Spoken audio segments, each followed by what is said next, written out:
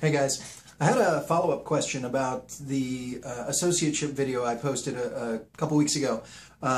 Recall that last video talked about the difference, just an overview of what an associateship is, what an independent contractorship is, starting your own or taking over somebody else's practice. So this video is going to talk about some general guidelines when looking at an associateship. Okay, so what's a good starting salary, or what's an average starting salary? What should you look for in a bonus structure? And then some of the dangers as you get out of the associateship. I want to talk about those.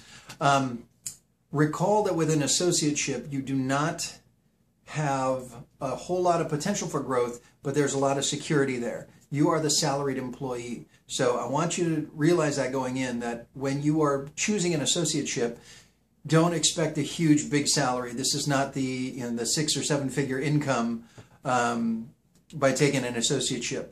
That would be very, very difficult and very rare. For the most part, from what I've heard in this day and age here, you're looking at about $36,000 would be an average starting salary. There can be some that'll start you less than that, some that'll start you more than that. I wouldn't go a whole lot less than that. I have heard of some salaries starting in the 20s. That would be very, very difficult to pay your bills, make ends meet, and to feel comfortable and successful as a chiropractor without losing your fire. Anyway, the base starting salary around 36. Now there could be a bonus structure attached to that. A bonus structure could be a function of a lot of different things. You could be bonused based on the amount of volume that practice sees. So, if the practice sees 100 patients in a week, you might get X amount of dollars. A practice sees 200 visits in a week, you might get X amount of dollars on that. It could also be based on new patients. So you could get bonused on the amount of new patients that you have, or that the practice sees.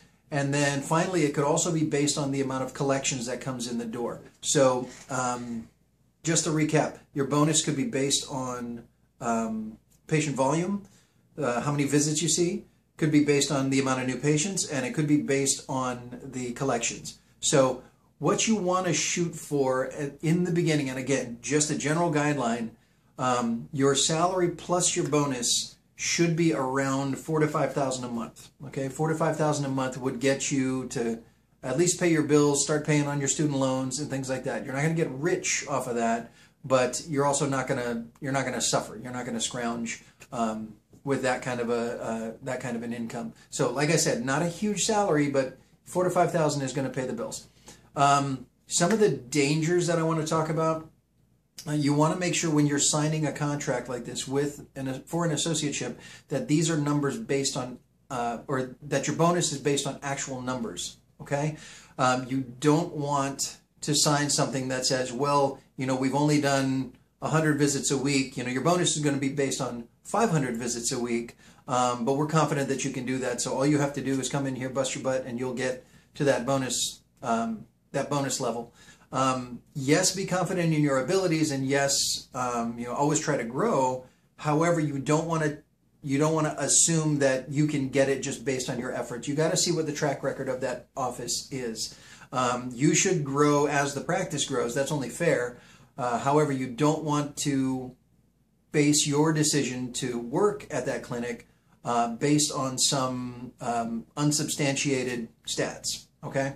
Another thing, when you choose to leave an associateship, more often than not, you're going to have what's called a non-compete agreement. Now, what a non-compete, real quick, I'll probably make a video about this later, but real quick, a non-compete is you agree when you leave not to practice around that office. You're not going to create competition for that office. So, let's say you practice right there in the heart of Marietta, right on the square, and when you leave that practice, if you open up right across the street, you've just immediately created competition for that office that you just left. And the practice wouldn't want that. They wouldn't want an employee who's going to then become their competition. So a non-compete, you're agreeing that you're not going to practice within, there's usually a mile radius and sometimes a time radius. So, for example, you won't practice anywhere within 20 miles of that office for a period of 5 years.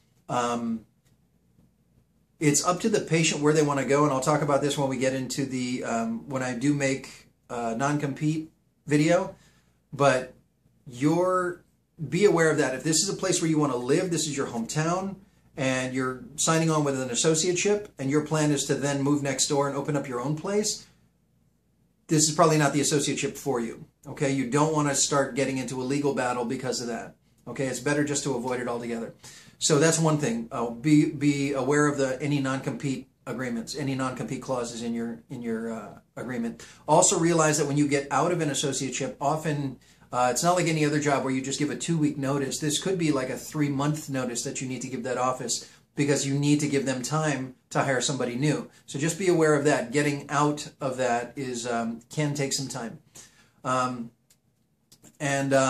The final thing I want to say is ask for help.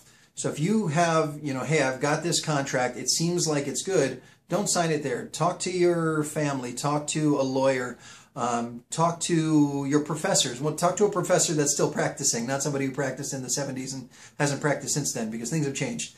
Go to your field doctor, go to maybe the chiropractor that you used to go to growing up, something like that. You want to take this contract to somebody who's in practice now and can give you the thumbs up or thumbs down on it. Okay, so I've mentioned a lot of things on this.